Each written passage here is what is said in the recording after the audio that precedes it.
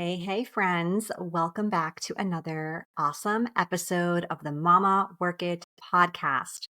As always, I am so grateful and so glad that you're here. My name is Marissa Lonick. I am the founder of Mama Work It, where we support women in the juggle of mom life, work life, wife life, fill in the blank life. And I am also your host. In case you're new around here, I am a working mama of 4 kiddos. They are now 11, 7, and 5. We just went through birthday season here in our house.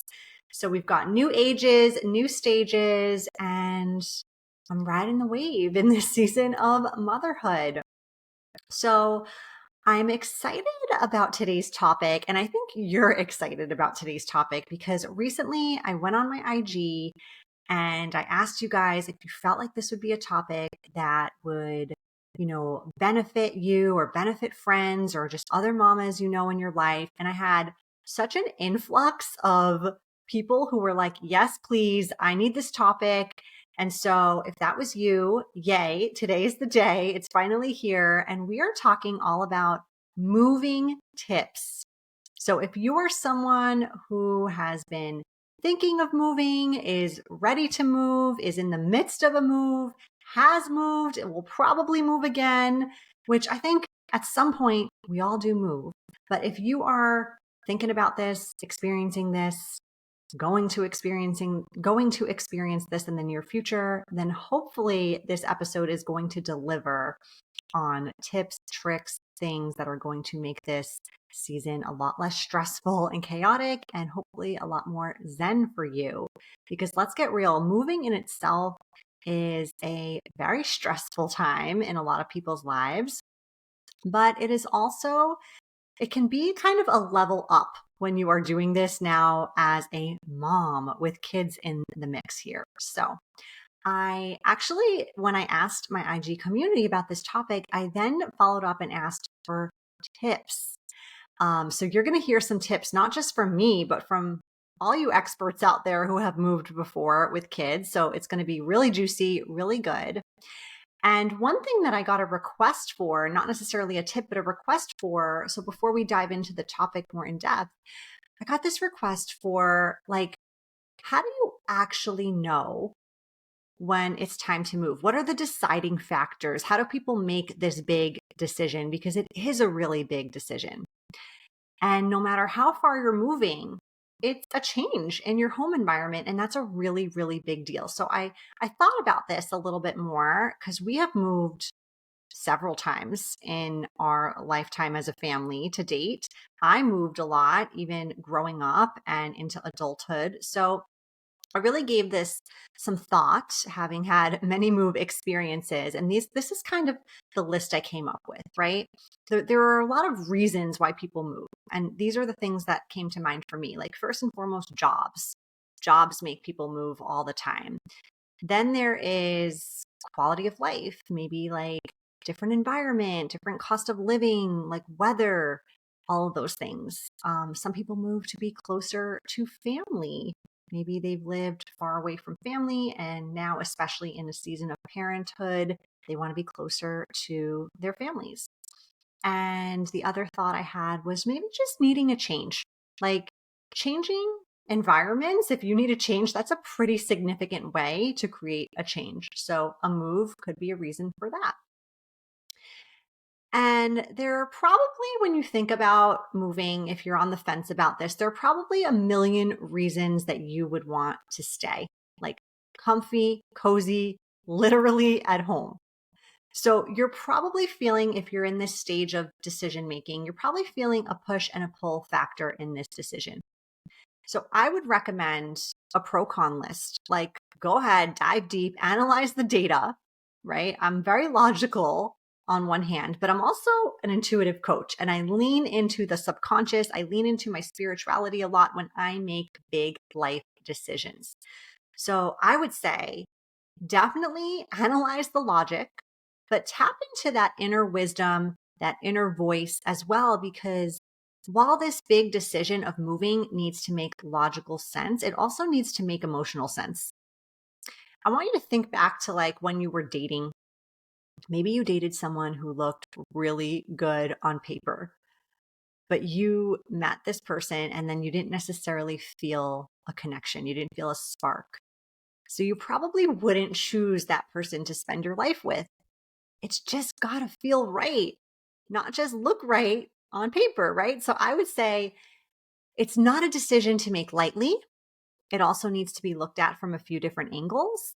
And remember, ultimately, it is always your choice. It is always your choice. Like, I cannot think of a situation where you don't have autonomy to make the final decision in the end when it comes to a move. Even if it's a job, you can choose not to take it. Even if it's to be closer to family, you can choose to live far away. Even if it's quality of life related, well, you can probably find like other creative solutions to get better quality of life where you're at if you really want to. If you really want to think outside the box, it might not be the choice you want to make, but it could be. So unless you're like essentially being evicted by a landlord, you do have some empowerment in this choice.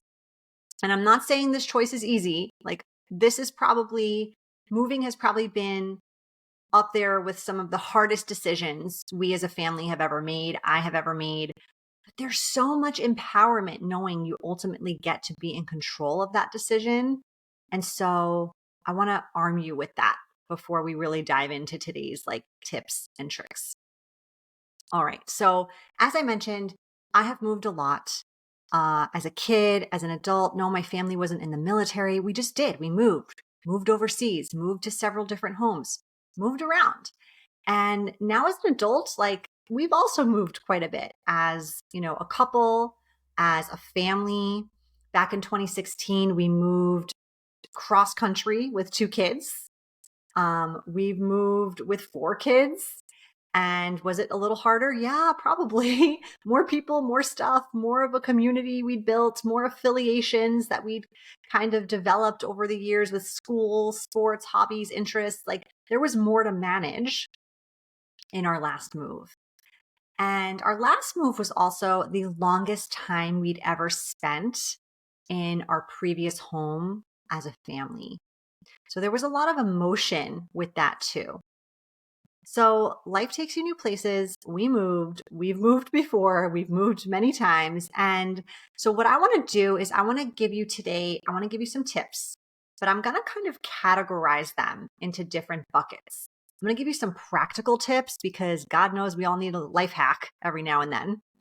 I'm going to give you some emotional tips because these are the things I think we don't always think about when it comes to a major decision like this. We're just kind of busy checking the boxes of things to do, and we don't think about like our inner feelings of what's happening with all this massive change. And I want to give you some coping tips of how to kind of manage that change as well once you've had it happen. So all the tips. All right. Are you ready? I'm ready. Let's dive in. Remember what I said. I've got my tips and I've also got tips that came through from some great IG stuff that happened in that world. So thank you. Thank you. If you gave a tip, I couldn't share all the tips, but I'm sharing some of them. So thank you. All right.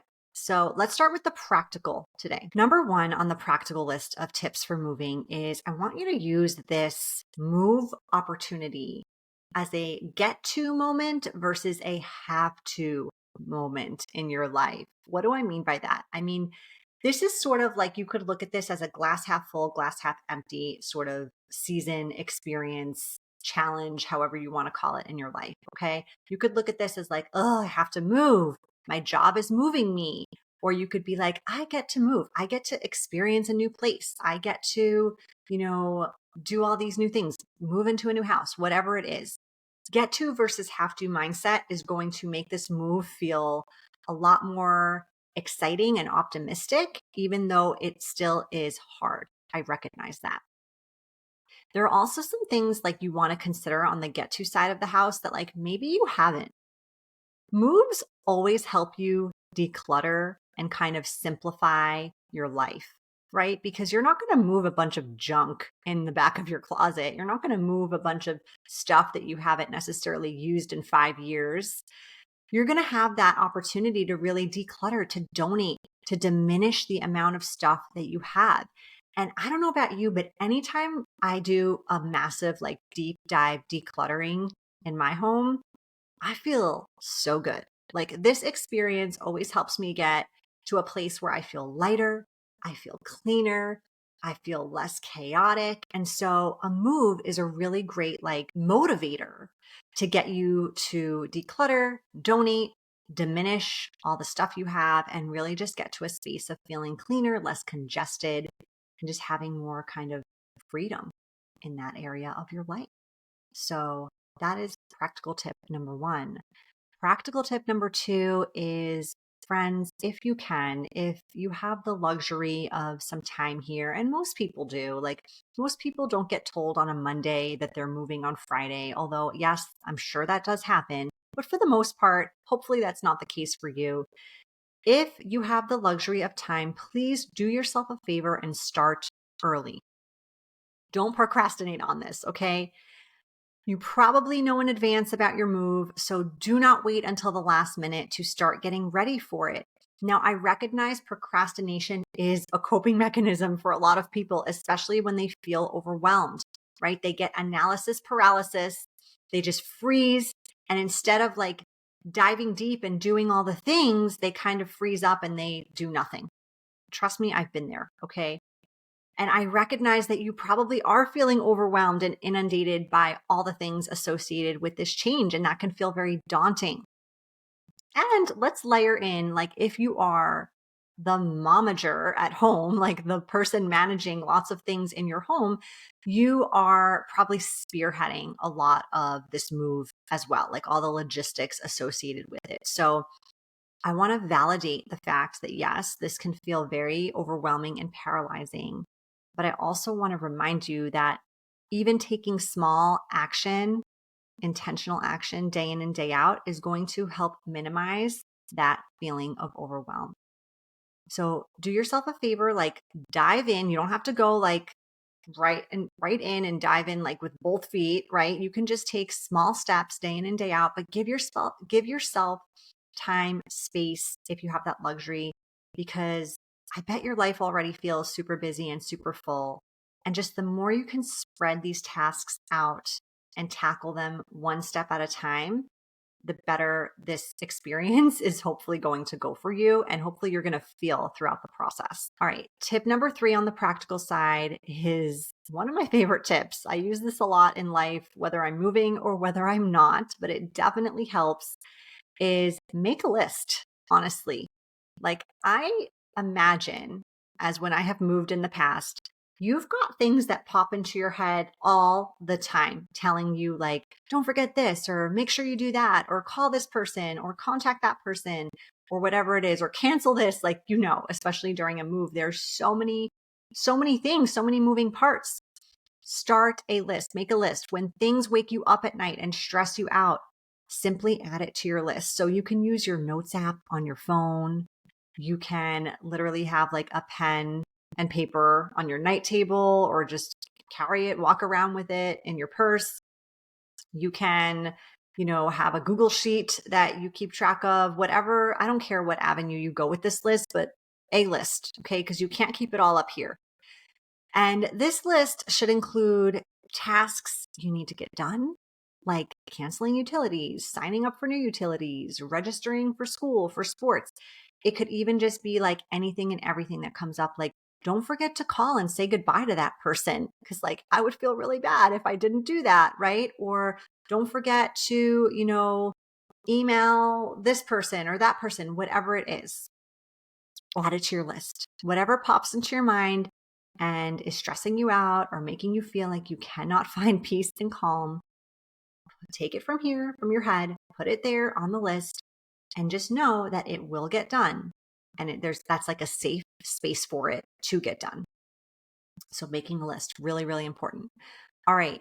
Number 4 on our practical tips for moving is delegate, get some support. Okay. Whether that is like childcare support, friends who can help you pack. Packing is a really draining exercise, you guys. And it's not just because it's very labor intensive of like heavy lifting or, moving boxes around or whatever it is. It's because it's filled with decisions. Do we keep this? Do we sell this? Do we donate this? Will I miss this if I get rid of it? Honestly, having another person there just to help you with some of that decision fatigue that you will likely experience when you are packing up is a lifesaver. So do not be afraid to tap into support. You're probably not even just packing and making these decisions just for you. I imagine if you are a mama, you are doing this for other people in your home. And that's a lot. I mean, it's a lot if you are doing it solo and for just for yourself. Imagine if you're doing it for now other people. So delegate, get support, whether that means someone comes in and helps you do this or whether you actually just hire movers to do the packing for you. Some people do that. Up to you, whatever your preference, your budget allows, but do not be afraid to call in for reinforcements here. Because it is going to help you tremendously. Again, not just on the literal heavy lifting, but the heavy lifting that is going on in your head. All right, we have a great tip on the practical side that came through on IG from my friend Michelle Herda. She is over at the Marriage and Motherhood podcast. She recently had a big move with her family, and this is it. She said, have a week 1 box with you with all the stuff you're going to need, like before maybe your furniture or your big stuff arrives potentially. So maybe this has like air mattresses, clothes, towels, things for the kids to do before they get all their toys. Whatever you will need during 1 week, the first week of moving, before all your stuff is either there or even just unpacked, because that's a feat in itself. Label it week 1 box, and maybe that's the first box you unpack when you get there. Or maybe, if you're going separately from the movers, that's a box you bring with you on the drive or the way there.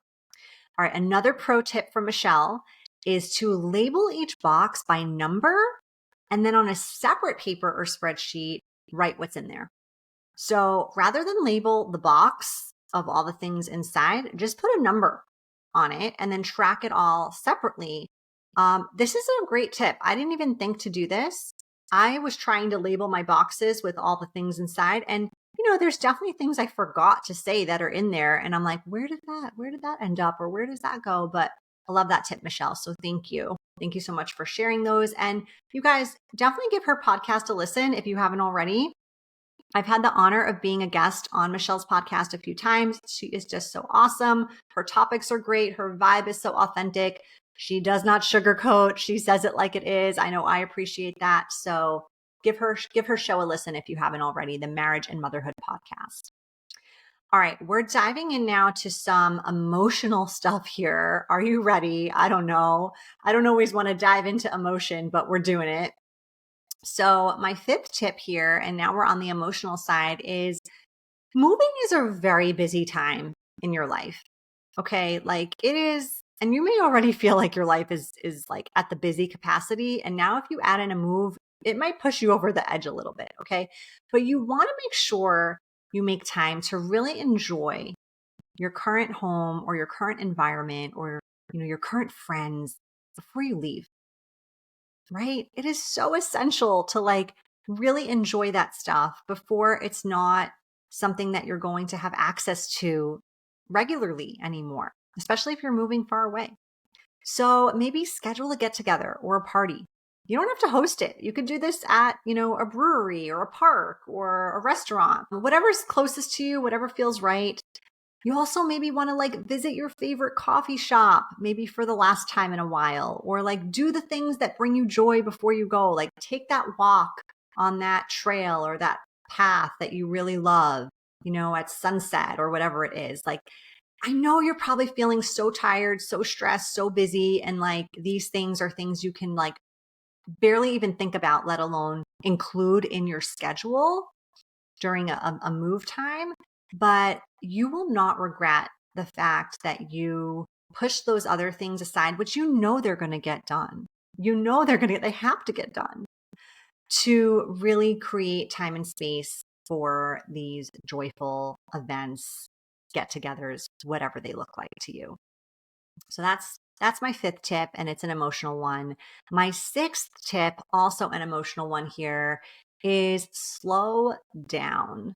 So it can feel like a whirlwind, but you and probably those around you need to chill. Okay. Like maybe you need to actually slow down so you can actually feel your feels. Sometimes we're so busy, we like push down all the emotion and we just kind of stay busy to either not feel it because it's really hard to feel it or not feel it just because we got other stuff to do. And so slowing down allows us to like let those emotions breathe and be free and happen. And feeling your feels is really important. Now, if your kids are old enough to know what's going on, they also might need like your full attention and emotional support during this big transition. And if you're so caught up in the whirlwind of what's going on, like you're not even going to notice that they might need you in those moments if you haven't slowed down. So take some deep breaths, practice some mindfulness, like block your calendar to even just like talk to your kid or take a walk with your kid or take a walk with yourself and just get there, like slow down and allow yourself to experience what you need to feel during this major transition. All right, I have another pro tip from one of our IG followers. This one is from Sue Ellen. She is a mama friend that I know from California, and I know she is a regular listener to the show. Shout out to Sue. Thank you. Thank you. She had some great advice to share here. She said, get out and walk around your new neighborhood to meet the neighbors and make friends. Like, friends, there for sure going to be a million things inside your new home to do once you get there. But let me tell you something, you're going to feel very alone once all that busyness of settling in has worn off if you haven't made the effort to make some connections in your new local space. So I love this advice. This is so great. Because you might think this is very practical, like I'm going to go take a walk and make friends. And yes, it is, but it's also filling like an emotional void that you may feel once you are kind of unpacked and settled. Like you want to know that you have like made some friendly faces outside your home, right? So great advice. Thank you. Sue also said, and I love this tip too, is be patient with the kids. And I think a reminder about patience is so important, like whether you're moving or not. I know I could use like a daily reminder of this day in and day out, but especially during a stressful time like this one, I think just remembering to practice patience with the kids, but also with yourself is so crucial. So thank you so much, Sue Ellen. We appreciate you. I'm sending you a big hug from afar. Thank you. Thank you. All right, we're moving on to our final tip here. This is more about coping. All right, this is about the coping stuff. Like once you've gone to your new location, your new home, you may feel a little bit of like grief, honestly. So I personally love change. Like I think change is good. And yet change can still feel very hard and it can hit you very hard no matter how open-minded you are to it. So I want to remind you, give yourself grace, understanding, compassion. If you're feeling like the change of a move is hitting you hard, like be a little kinder to yourself, be a little bit more empathetic to yourself, to your kids, just in general. Change is not easy. I don't care how open-minded you are to change, it can feel really, really hard. And knowing that it may be hard and it's normal for it to feel hard, that's going to allow you to be able to work through that. So if you need support during a big change like moving, do not be afraid to get it. Go to therapy, talk to friends, talk to family, be vulnerable. I know how hard that is. I know I struggle a lot with vulnerability, which is kind of funny because I'm literally putting together a whole book on vulnerability right now. But I want you to know that choosing to lean into that rather than hide away from it, that is a really powerful gift that you can give yourself, especially when going through a major life change like moving. All right. So, friends, these are our tips today when it comes to moving. I'm curious if you've ever moved and if you have a tip that you want to share that we did not cover. I'm sure there are so many more. And we'd love to hear it. So DM me on IG, let mama work it, send me an email, let us know, or put it in the comments of like the reviews of the show. Feel free to share it on there, whatever you think. And if you found it helpful, please give us a 5-star rating. We would love to know how this episode was for you. Thank you, thank you, thank you for listening as always. I will see you next time, mama. And until then, keep on working it.